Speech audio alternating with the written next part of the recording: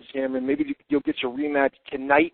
If you get your rematch tonight, it wouldn't shock me to see Orton take the title tonight. Orton's either going to take the title tonight if they do the rematch tonight, or at the Backlash. I hope not. I mean, I hope he just does it at Backlash. I mean, obviously tonight's show is going to be just based on Backlash, not only the main event, but I'm sure the undercards are going to be based tonight. But I hope that, Randy Orton just doesn't come out and wins the title tonight, because then it's just... You've got a sellout crowd in Houston. You're at the Toyota Center. You've got a sellout crowd. Your hope is it's the Raw after WrestleMania. So your hope is you're going to draw a good rating tonight, at least close to a 4 or somewhere around there. I mean, they have tough competition tonight, though, because they have the NCAA Michigan State versus North Carolina for the championship game is on tonight. So that may take away, but they have this problem every year with March Madness. It always airs on the Raw after WrestleMania. It always kind of falls in that same general area, and usually they have to go head-to-head with it. So we'll have to wait and see. But I think tonight, I mean, I know you're trying to sell pay-per-views. I know you have to sell Backlash. You've only got 3 weeks to do it, so it would make sense to put the match on pay-per-view. But there's a good possibility that they could do that tonight. And I think when they do it, Orton is definitely going to get the title. I mean, they pushed this guy to the moon and back, you know what I mean, over the last few weeks. I think, I agreed with you, man. I agreed. I said, the place to put Randy Orton over would be WrestleMania, But then I said, if they do the main event, let's run it down. Let's just start. We'll start right here from the beginning, and then we'll run down match by match, and then we'll talk about the main event here in just a little bit. Let me just let people know what we're doing. We're here.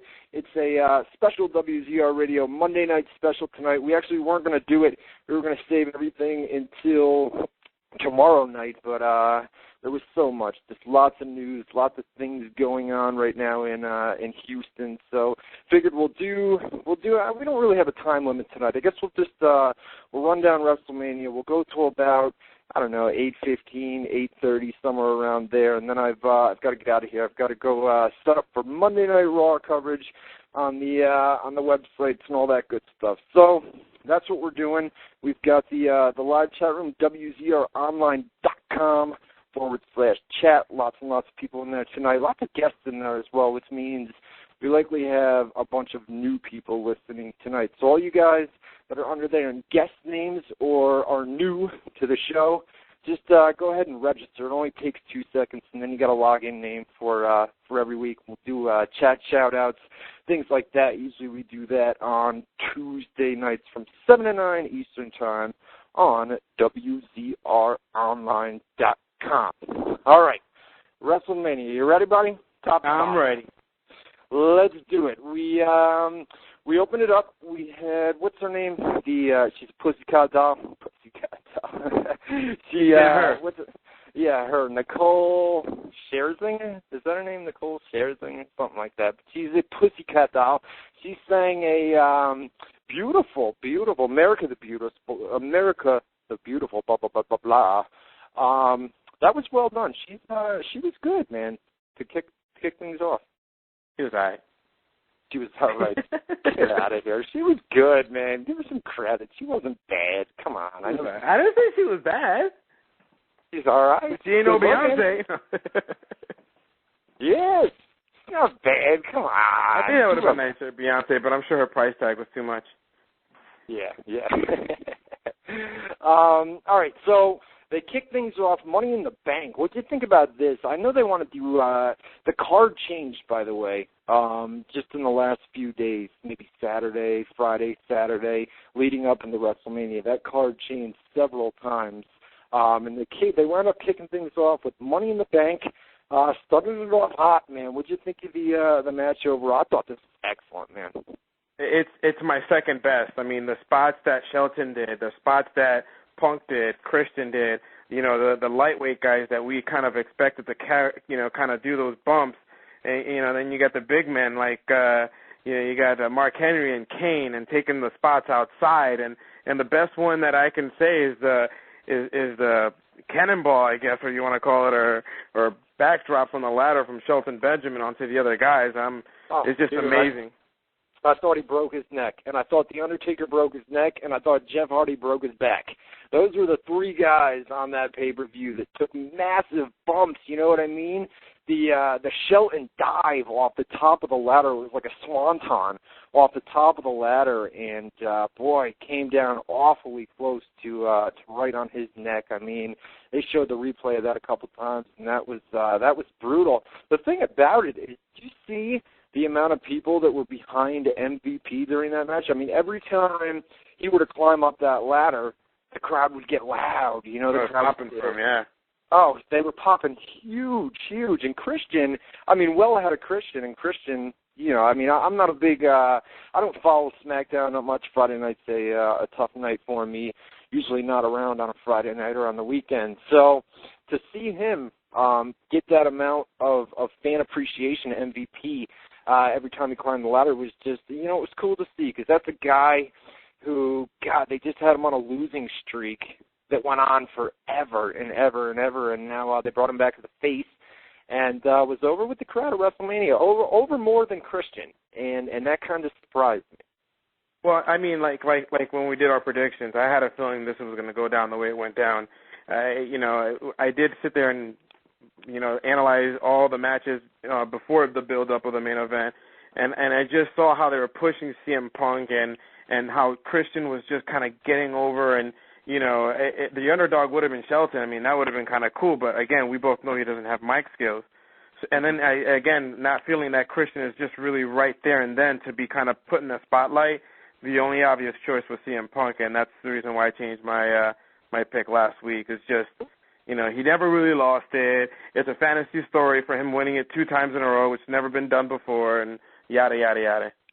Yada, yada, yada. Keep in mind that CM Punk is a guy that is clean. I mean, he is a guy that doesn't drink, doesn't smoke, no steroids, no nothing. I mean, always been that way, too, on the indie scene, when he worked for Ring of Honor, when he's worked for numerous other indie federations, always has been a guy that's been clean, you know, and that'll put you over big with Vince. You know, that's a guy that you want to push. He's got mic skills, he's got in-ring skills, and he's clean. And you know he's clean. So that's a guy that, you know, I mean, I'm not saying CM Punk has the best mic skills in the world, but geez, you know, I mean, he's better than, if you were to have to take, I don't know, CM Punk and Mark Henry, you know what I mean? I mean, who would you rather go with? Yeah, obviously. exactly. And not only that, I mean, but it's just his in-ring skills speaks volume. I mean, sometimes you don't need to speak, and I think he's one of those type of characters that he doesn't need to spend, you know, 10 minutes starting off a Raw show. I mean, he was champion. You saw how much mic work he really had. He really didn't have a lot. He had a lot more, of course, than normal, especially like now, but it's still just it's an obvious pick. I can see the reasons why they. Let me ask you this. I know we're going to do our draft special.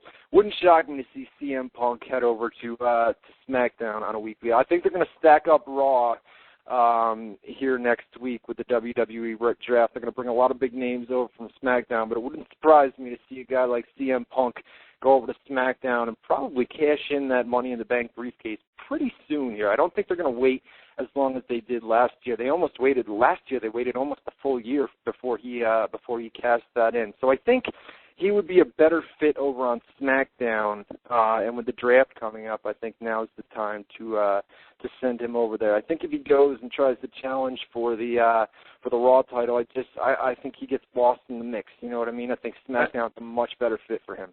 I honestly think what would have been nice and just kind of fantasizing thinking would be is if, you know, Triple H and Orton kind of beats himself so badly, you know, he pulls out an edge where, you know, at WrestleMania he actually cashes in the Money in the Bank. I would have been happy with that, and then wins the title, you know. Yeah, do it on the same night. Yeah, that would have worked out too. But it would have been a monkey wrench for everyone, because then you're like saying, all right, well, now CM Punk is a champion. Where does now just leave Triple H and Randy Orton? But it didn't happen, so I guess it doesn't really matter. So Money in the Bank, 2009 Money in the Bank match was a great way to start the show. Lots of big spots, spot after spot after spot after spot. Just amazing work by all the guys involved. Kane and Mark Henry were in there basically just to do the big spots, and they were utilized in the right way. So Money in the Bank to kick things off WrestleMania. Great way to kick things off. But you know, they went to this, and then they followed it up with Kid Rock. We had a performance. Sang a bunch of songs. What did you think, man? I mean, it came